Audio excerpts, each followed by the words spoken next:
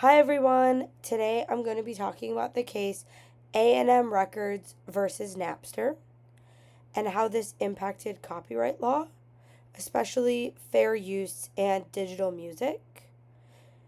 This case is important because it was one of the first major legal battles involving online file sharing, which now today obviously we know is very common, but back in the 90s and early 2000s it was not. It really ended up changing how people access music even today. So, bear with me with this technical stuff here. Okay.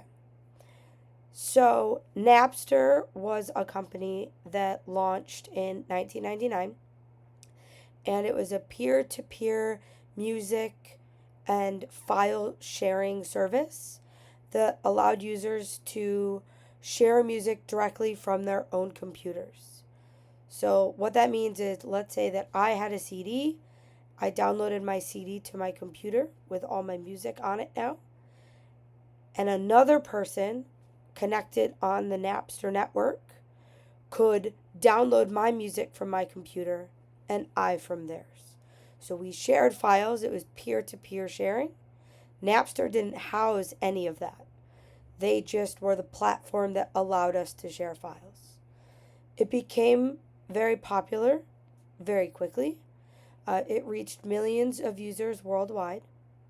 And what made Napster stand out from all of the other programs was how easy it was to use. It gave people instant access to music for free, which was completely different from buying CDs, which was the norm at the time, right? Like everybody was going out and buying physical CDs, and now really only one person for the whole Napster network had to buy the CD and everybody else could share it for free. So that is the overview from Napster. So the business model, like from a business perspective, Napster didn't really operate like a typical company. It was free to use, so it didn't really generate traditional revenue, especially in the beginning. Its value came from how many users were on the platform and how much music was being shared. So their value was really in their popularity. So its key performance indicators were things like user growth and file sharing activity rather than traditional points of sale because they weren't really selling anything. It was just users using their platform. So the case background, at the same time that Napster was growing, the music industry started to see a decline in CD sales. A lot of people were downloading the music for free instead of purchasing the music, which caused major concern for the record labels because obviously that's how they made their money. As a result, companies like A&M Records, in this case A&M Records, filed a lawsuit against Napster, arguing that as a platform, they were responsible for widespread copyright infringement.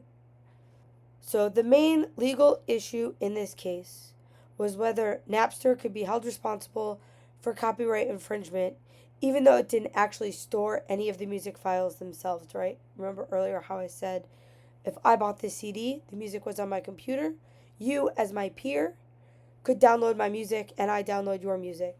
That music was never shared or never stored on the Napster sort of software, it was stored on my computer. Napster argued that it was just a platform for connecting the users, right? They were not distributing the music, they were not housing the music, they were simply just a tool for people to use to share files. They claimed that what users were doing fell under fair use, meaning that it would be, the sharing would be allowed without permission from the record labels under certain conditions. So Napster's argument was that they were just sampling the music before buying it. Users were sampling their music before buying it, sharing music they already owned, or accessing authorized files. The record labels argued that users were downloading full songs, full copyrighted songs, without permission, and that directly hurt their sales. They also pointed out that Napster did know this. They knew this was happening. They designed the platform uh, in a way that made it easy for this illegal activity to continue. So the court ultimately ruled against Napster. They found that Napster was liable for both contributory and vicarious infringement. So that means that Napster knew about the illegal activity, and then they also played a role in enabling that activity. Um, the court rejected the fair use argument that Napster presented because the music wasn't being transformed in any way. This was simply people ripping, is what it was called then, ripping files from each other. You were just ripping it from the CD and then ripping it from someone else's computer. You weren't transforming it in any way, which would enable that fair use to come into play. Nothing was being transformed though. Users were copying the entire song, and that had a direct negative impact on the music industry. And so, as a result of the decision, Napster was forced to shut down in 2001. And it is interesting, though, because they sort of did leave this legacy of um, media online, right? Of downloading music, streaming music. So, the impact of Napster didn't end in 2001.